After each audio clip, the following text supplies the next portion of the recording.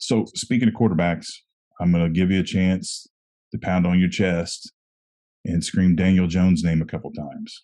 Before you do, I've seen a lot of people that were shocked on social media today about the Giants upsetting the Vikings. I would just like to go on record that you and I are not two of them. That is exactly right. This Giants team is hot, man. And they looked damn good yesterday. A friend of mine said, well, the Vikings are overrated. And we've talked about that all year, whether they were, whether they weren't. It's hard to gauge because they won so many games by so close. But the reality is they found a way to win. And Kirk Cousins, he's an amazing quarterback. And Justin Jefferson, I mean, we could go on and on. And I think in Minnesota, this could go either way, right? You got first-year head coach. Either this is a glimpse of things to come, or this is that rookie luck. I don't know, but it appears that they're looking at a good couple of years in Minnesota. I don't think they were overrated at all. I think the Giants are for real right now. I don't know what they're going to do next year. I don't know what they're going to do next week, but they could get even. They've been getting better every week, and they could get better even better next week. The Giants could end up in the Super Bowl, especially with the way Daniel Jones played yesterday. Now it's your turn. Yeah, so I've been on this Daniel Jones bandwagon for a long time. And one of my best friends is a Giants fan. I was talking to him last night just to echo the sentiment of what you just said about them going to the Super Bowl.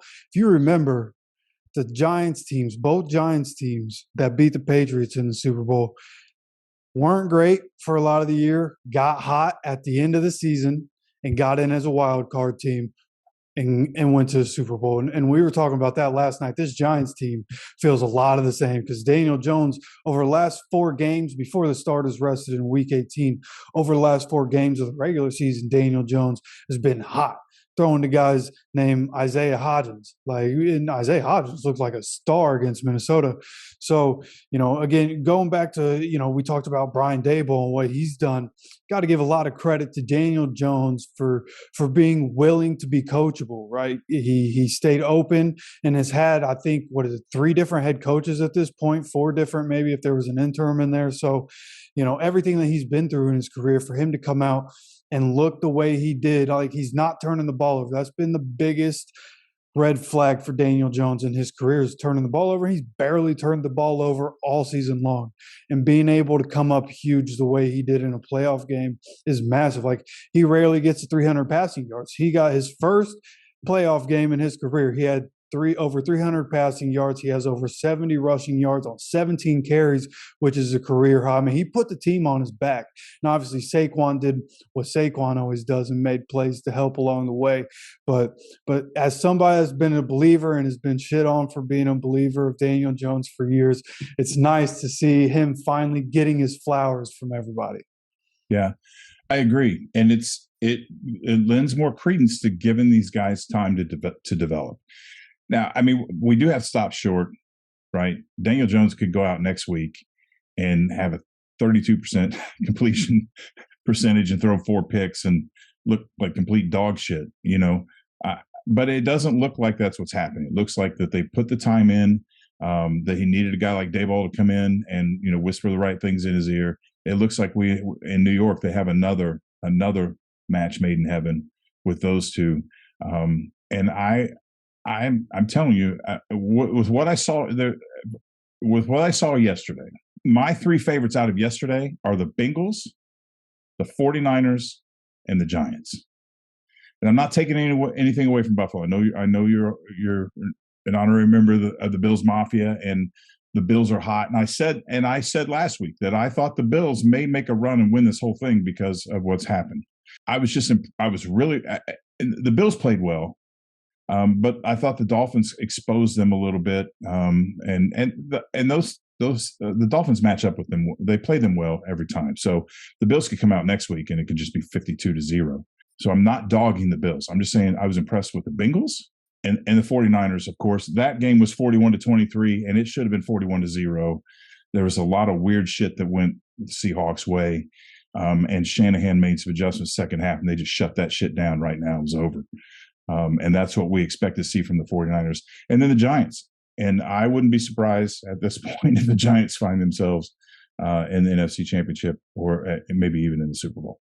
Yeah, that's how I feel too. Like going into the weekend, I was real confident that the Eagles would just roll through whoever they played next and 49ers would do the same. But after this weekend, things in the playoffs got very interesting. Yeah, for sure. And I don't know if there's anything else you want to say other than the Seahawks made the most out of it. They didn't deserve. They didn't. I don't want to say they didn't deserve. They did deserve because they made it. They were the one team that I said one of these is not like the others. The Seahawks shouldn't have been in the playoffs. The first half they played flawlessly. They really did play flawlessly and had some things go their way. But again, in that second half, Shanahan just kind of torqued it down. So I want to ask you about Brock Purdy. And I want you to put your bias aside for Tom Brady real quick, because I'm just using his name as an analogy. Is Brock Purdy the next Tom Brady, or is it completely the system, or both? Which is probably gonna. I know how you feel about Brady, and I mean, I know that you say that Brady's a system quarterback, but there's still no denying there's a lot of quarterbacks who played in good systems that don't perform well. We have to. I don't want to talk about Brady as the GOAT. I just want to talk about Brady as one of the elite quarterbacks in history. Is Brock Purdy that guy? Is he this guy? Is he this shiny diamond that was lost in a haystack and nobody recognized it, and he's going to come out and have a blazing career? Or is he just in a system that's working really well for him right now? I mean, he seems for real. You know, I've seen some 49ers. Like I have a lot of 49ers fans that follow me and I follow them. I don't know how it ended up 49ers, but a lot of my Twitter feed is 49ers. So I've been seeing a lot of Brock Purdy, and there are a couple of people in the 49ers faithful that, you know, think that he's overhyped, and that, you know, they were putting clips up. There was one clip in particular. It was a completion. Like it was like a 40-yard completion in between two people, and somebody was like, "Oh, this was a bad throw." It was like, it looks like he put it exactly where he knew he needed to put it. You know, I think from what I've seen from Brock Purdy, and to be transparent, like I haven't watched a full 49ers game with him as a starter. I've seen like the playthrough, the quick playthrough copies, but haven't watched the full game. So I haven't gotten a real feel for how he plays. I see the plays, and what I've seen is that he can make all the throws. He's not perfect. He's still young, and he's got a lot to learn. But his decision making is top tier. And that, from a young quarterback standpoint, is what you want to see. And you know, as a young quarterback, that means he's got good coaching. And when you talk about good quarterbacks and good coaches, like so many times people underestimate the fact that it's that perfect pairing of the two. And when you get that perfect pairing, you know, you can make magic happen. You know, Andy Reid, Patrick Mahomes, you know what I mean? So I think Kyle Shanahan, Brock Purdy's just the right guy for him. And obviously you can talk about all the rest of that roster and how good it is. But in the NFL, it starts and ends with the quarterback. And Brock Purdy is making shit happen right now. So I agree. And it isn't lost on me either that his name is eerily similar.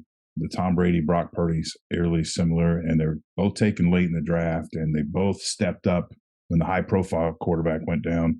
Maybe I'm making more out of it than it is, but I think history repeats itself.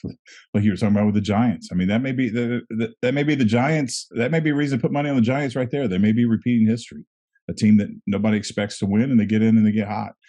Just like we see, like Minnesota, they're known for collapsing, and you can't explain why. It's like the Lions and the Browns. You can't explain why, but shit just goes wrong for those teams. So Shanahan has the best worst problem ever.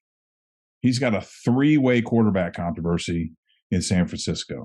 I don't know how you walk away from this kid right now. I don't care how much money you have in Trey Lance. I don't know how you walk away from this, because this is exceptional. He was the highest rated quarterback over the last 5 games that he started when he's 5-0, 6-0 now.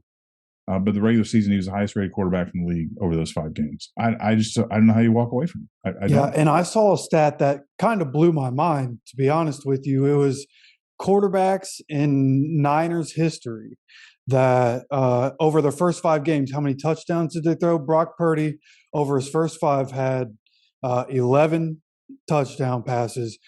Steve Young and Joe Montana, I believe it was combined for 11. One had six, the other had five. So it's like what he's doing is, and obviously, they played in a different time, blah, blah, blah. But even still, like to be in that company already in your first five starts, like that says a lot. Well, did Daniel Jones have 11 touchdowns his first 5 starts? Highly doubtful. No, and we could go on and on and on. We talk about Justin Herbert. We talk about all of them. I mean, the kid is right now is exceptional, and I don't know. He's fun to watch. And out of everything I just talked about, all right, especially with 3 teams yesterday, with the Bengals and the Giants and the 49ers, out of everything, the 49ers looked badass yesterday. Dude, I'm telling you, the 49ers are for real. There's no shit about that. Yesterday I thought, damn, these guys can legitimately beat anybody. They can legitimately beat anybody, and they can win the Super Bowl. So. Yeah, it's hard not to think that the way they've looked for so long, like they haven't lost in so long. Like somebody on their team said, like earlier in the week, like haven't lost in so long, we forgot how to lose, and it sure seems that way. Like they not only could they beat anybody in the NFL, I wouldn't be surprised if they dominated all 31 teams week after week after week after week. Like they are a very good football team. They are incredibly well rounded. They play really hard. They're going to be tough to beat. That's for sure.